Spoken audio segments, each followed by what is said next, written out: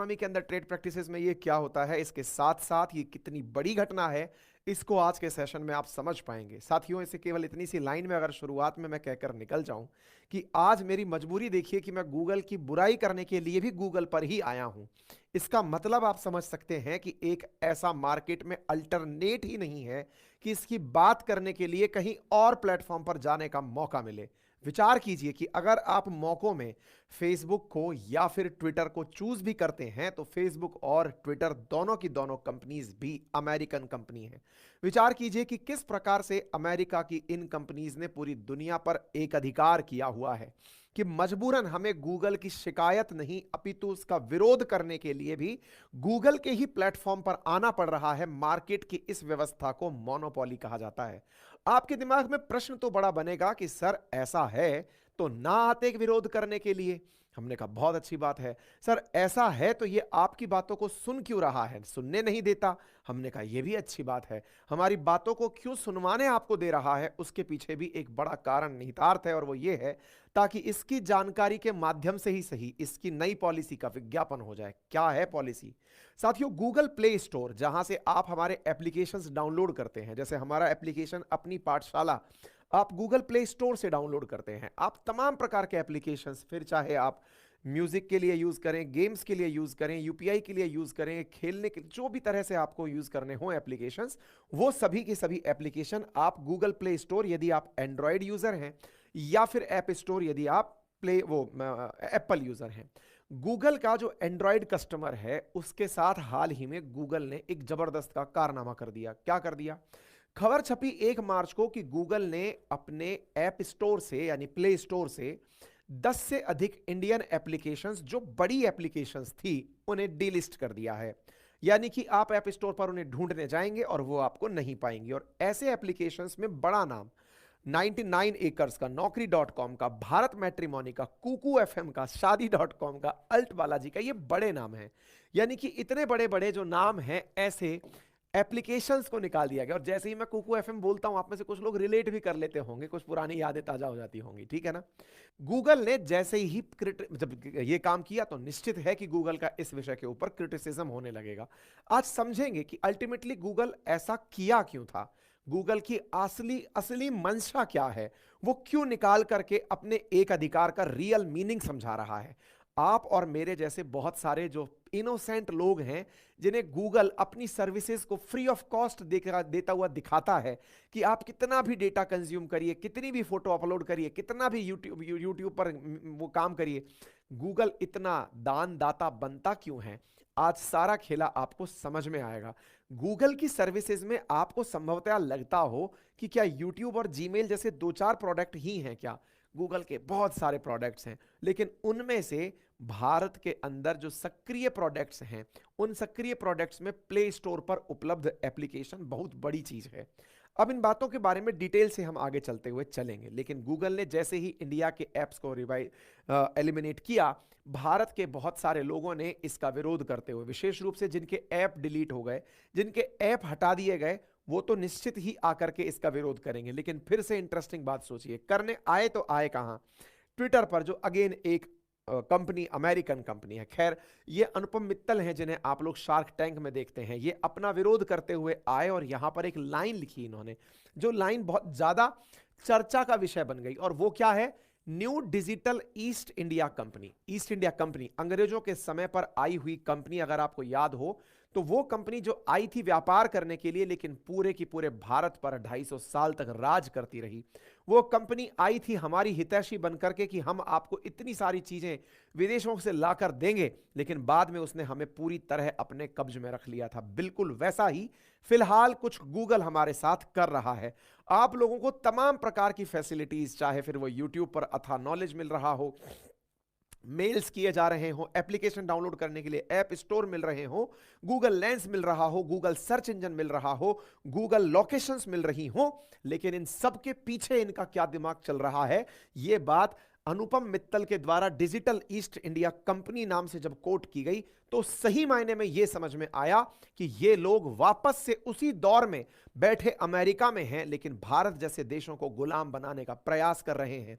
इसके ऊपर तमाम प्रकार के जो फाउंडर्स हैं, जैसे कि लालचंद बीसू जो हैं कुकू एफएम वाले, ये भी इस बात को बहुत अनफेयर बताए कि भाई हम इतना पैसा लगा के एडवर्टाइज करवाए और इसको आप उठा करके डिलीट कर दिए। इंटरेस्टिंग वाकया इस पूरी कहानी में एक और हुआ है। वाकया क्या हुआ है जो कि इस सेशन से हटके है, लेकिन फिर भी डिस्कस कर रहे हैं। कल हमने एक सेशन किया था, अगर आपको ध्यान हो, डिक्टेटरशिप इंडिया में है या नहीं। डिक्टेटरशिप वाला वीडियो जब ध्रुव राठी ने किया था, उस समय इन्होंने एडवर्टाइज किया था कुकू एफएम का। कुकू एफएम का जब एडवर्टाइज किया था, इसी विषय पर लोग इन्हें ट्रोल करते हुए कह रहे हैं कि साहब सही मायने में डिक्टेटरशिप ये है, आपने इसका प्रचार किया था, ये प्ले स्टोर से हटा दिया गया है। डिक्टेटरशिप ये है कि जिन प्रोडक्ट्स को इंडिया प्रमोट कर रहा है, उन प्रोडक्ट्स को बैठा हुआ अमेरिका हटा दे रहा है। बाय द वे, क्या है डिक्टेटरशिप, इस पर मैंने कल एक डिटेल वीडियो बनाया है, जिसके बारे में हमने इनको बहुत सारे जवाब दिए हैं और आप में से बहुत सारे लोगों के कमेंट्स और लाइक्स मुझे मिले हैं उस वीडियो पर। आप जाकर के, बहुत सारे लोगों का क्रिटिसिज्म भी मिला है। उनमें से कुछ का कहना है कि उन्होंने कहा है कि डिक्टेटरशिप आ रही है, आ नहीं गई है। ये बिल्कुल प्रोग्रेसिव स्टेप है। लोग, मैंने भी उसी क्रम में आपको बताया है कि सरकार चल कैसे रही है, और मैं आज आपको फिर बताऊंगा इस सेशन के अंत तक पहुंचते पहुंचते कि अगर वाकई में इंडिया में डिक्टेटरशिप आ रही होती तो आज गूगल को वापस से वो 10 की 10 एप्लीकेशन प्ले स्टोर पर वापस ना लाने पड़ते। अपडेट पहले ही दे रहा हूं, इस सेशन के चलते ही जिन एप्लीकेशंस को हटाया गया था उन्हें वापस लाया जा चुका है। मामला लेकिन रिजॉल्व नहीं हुआ है। तो मामला क्या है, अब मैं आपको वो बताता हूं। चलिए शुरुआत करते हैं मेरे प्यारे साथियों। असल में गूगल की साथ एक फीचर है, और मैं आपको आसान भाषा में समझाऊं तो इतना समझिए, जैसे हमारा अपना एक एप्लीकेशन है अपनी पाठशाला के नाम से, और अपनी पाठशाला के एप्लीकेशन पर हम लोग आरएएस परीक्षा के लिए, यूपी पीसीएस परीक्षा के लिए, बिहार पीसीएस परीक्षा के लिए कोर्सेज बेचते हैं। हमारी बहुत सारी टीम काम कर रही है, लगभग 25 से अधिक टीचर इन हाउस हैं, 25 से आउट हाउस हमने लिए हुए हैं। बहुत सारे लोग काम करके बेहतरीन कोर्स प्रोड्यूस करा के बेच रहे हैं। जब एप्लीकेशन पर कोर्स बिकता है ऑनलाइन, उदाहरण के रूप में मैं मेरा ही उदाहरण से आपको समझाता चल रहा हूं। मान लीजिए कि मैंने एक बहुत ही अफोर्डेबल प्राइस में कोई कोर्स निकाला। मान लीजिए मैंने 1999 का एक कोर्स निकाला हुआ है। अब मान लीजिए 2000 रुपए का जो ये कोर्स है, ये आपको मैंने दिया कि भाई आप इसको पढ़िए। तो आपने पेमेंट कैसे किया? आप गए, आपने एप्लीकेशन प्ले स्टोर से एप्लीकेशन डाउनलोड किया, ऐप के अंदर पहुंच गए, ऐप से आपने परचेज करना मेरा कोर्स शुरू किया। जो पेमेंट गेटवे का चार्ज है वो पे चार्ज लगा, और बाकी जो पेमेंट है वो हमारे पास आ गया। जो पेमेंट हमारे पास आया उसमें से सरकार ने 18% जीएसटी मांग लिया, यानी 2000 के कोर्स के अंदर लगभग 360 रुपए सरकार ले गई।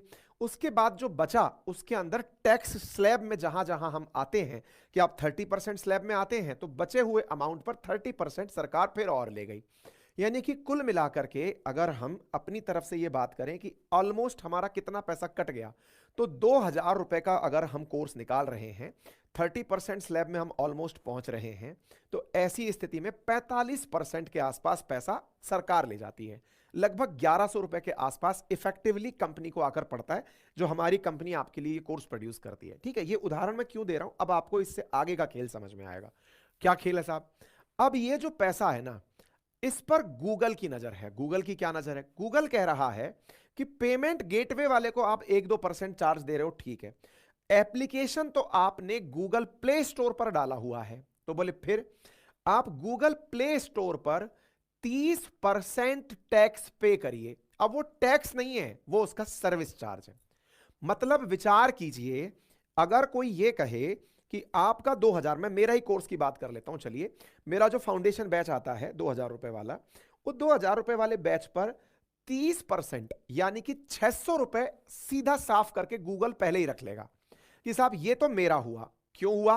क्योंकि आप गूगल पर पढ़ा रहे हैं। अब आपके दिमाग में प्रश्न आएगा, और सोचते चलना, गूगल पर पढ़ाने की जरूरत क्या है सर, कहीं और चले जाइए। ऑप्शन तो दीजिए, क्या है इंडिया में ऑप्शन? इंडिया में कौन सा ऐसा धुरंधर है जो सरकारी नौकरी की चाह छोड़ करके गूगल का सब्स्टिट्यूट बनाने निकला हो? यहां तक कि आईआईटीएस भी आईएएस बनने निकले हुए हैं, पीसीएस बनने निकले हुए हैं। कौन है जो यहां पर अल्टरनेटिव गूगल बना रहा हो? कोई नहीं। ऐसी स्थिति में अब आप आइए, 30% गूगल अपना कट मांग रहा है, चला गया 600 रुपया, बचा 1400 रुपया। 1400 में आइए तो फिर 18% सरकार, 30% 18% जीएसटी, 30% इनकम टैक्स। तो भाई मेरे एक बात बताओ, 45% के आसपास सरकार ले जा रही है, 30% के आसपास गूगल ले जा रहा है, 25% अमाउंट बचेगा, वो अमाउंट अल्टीमेटली उस कंपनी के पास जाएगा जो सर्विसेज दे रही है। यानी कि जिसने ये सोचा था कि मैं आपको कुछ सेवा दूंगा। आप अदरवाइज तो गूगल से कुछ खरीदते ही नहीं, आप खरीदना तो हमसे चाह रहे थे ना, गूगल से कुछ खरीदते ही नहीं। इतने सारे चार्जेस अगर चले गए तो अल्टीमेटली ये बताओ कि इस तरफ बचा क्या। अब हम बचत करने के लिए क्या ऑप्शन प्रोड्यूस कर सकते हैं? ऑप्शन ये प्रोड्यूस कर सकते हैं कि साहब हम इस कोर्स को महंगा कर देते हैं। कैसे महंगा कर दें कि यार 2000 रुपए तक का ही इफेक्टिवली अगर हमें पढ़ना चाहिए तो एक काम करते हैं, कोर्स की कीमत 3000 कर देते हैं, 30% काटेंगे, 21%, 2100 रुपया तो फिर भी हमारे पास आएगा। तो फिर एक बात बताइए, इसका सीधा नुकसान किसको हुआ? जो नुकसान अभी आपको मेरा लग रहा था, जब सारी कंपनीज के साथ ऐसा होने लगेगा कि सबके पेमेंट का 30% सीधा गूगल ले जाएगा, तो अल्टीमेटली कंपनी के जितने भी प्रोड्यूसर्स हैं, जितने भी कंटेंट क्रिएटर्स हैं, जितने भी एप्लीकेशंस के थ्रू सर्विस देने वाले लोग हैं, वो आप लोगों को चार्जेस बढ़ा करके लेंगे। अल्टीमेटली आपकी जेब से पैसा निकला। और जिसको यह लगता है कि मेरी जेब पर नुकसान तो नहीं पहुंचा, भाड़ में जाए दुनिया, बस यहीं से हमारे देश की सबसे बड़ी कमी उजागर हो जाती है। सही मायने में जो आपको 10 एप्लीकेशंस की कहानी दिख रही है, वो 10 एप्लीकेशन की नहीं है, वो कहानी असल में आप ही की है। कोई आप ही की जेब से पैसे निकालने की तैयारी कर रहा है।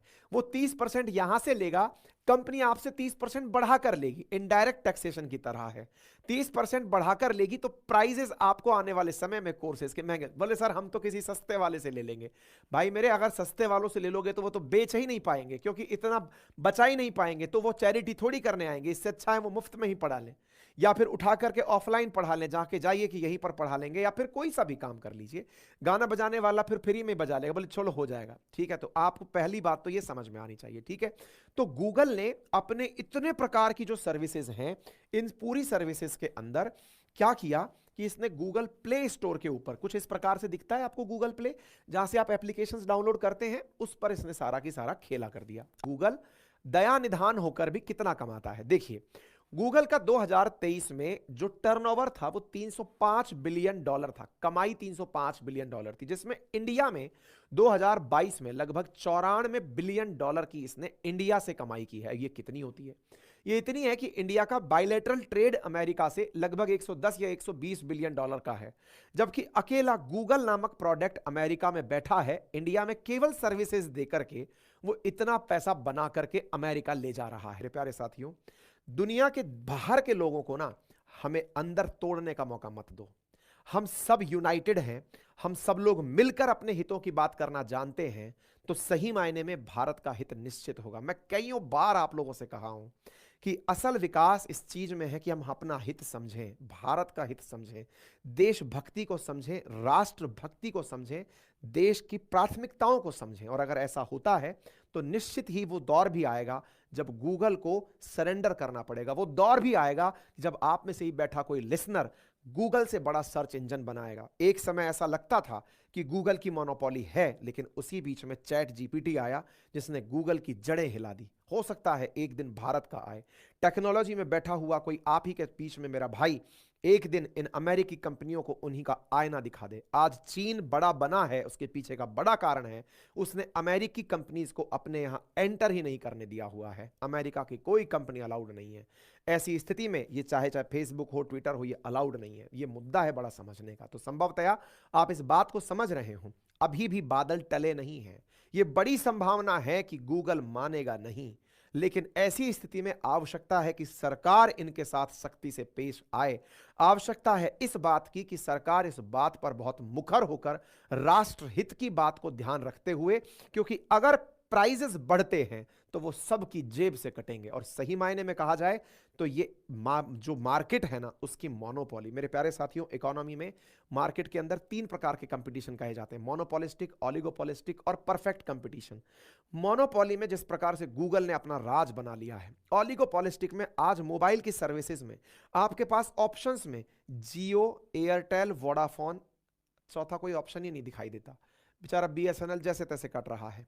सरकार को चाहिए कि 140 करोड़ के देशवासियों के लिए केवल 3-4 कंपनियां ही भविष्य निर्धारित ना करें, और कंपनीज को भी ऑप्शंस दिए जाएं, नए स्टार्टअप्स को मौके दिए जाएं, ताकि ये मार्केट ऑलिगोपॉली से परफेक्ट कंपटीशन की तरफ निकले। देश को आवश्यकता है क्रॉनिक कैपिटलिज्म से बचने की, देश को आवश्यकता है नव उपनिवेशवाद से बचने की, देश को आवश्यकता है दोबारा से गुलाम होने से बचने की। मेरे प्यारे साथियों, आपकी जागृति, आपके द्वारा चीजों पर तत्परता से रिएक्ट करना और इस प्रकार के विषयों को समझना, यह अपने आप में एक बहुत बड़ा पैमाना बनता है। फिलहाल के लिए इतना ही। बाकी आप इस विषय पर क्या सोचते हैं कमेंट बॉक्स में जरूर बताएं। आप अश्विनी वैष्णव जी का बयान सुन लीजिए। India is very clear, our policies is very clear, हम अपने स्टार्टअप्स को पूरा प्रोटेक्शन देंगे। मैंने गूगल को बोल दिया है, हम उनसे अगले हफ्ते मिल रहे हैं। This can not be permitted, इसको परमिशन नहीं दी जा सकती है। ठीक है साहब, तो फिलहाल के लिए इतना ही है। बाकी आप सभी साथी समझदार हैं, जिसको जो समझ में आए कमेंट बॉक्स के अंदर लिखें।